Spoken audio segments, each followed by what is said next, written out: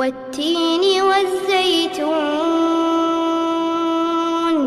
وطور سينين وهذا البلد الأمين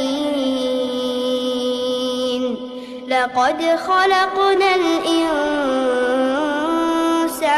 في أحسن تقويم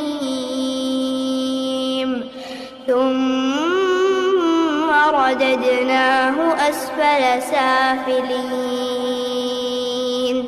إلا الذين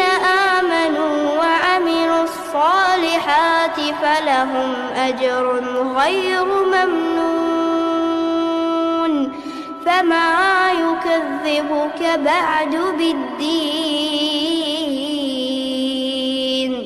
أليس الله بأحكم الحاكمين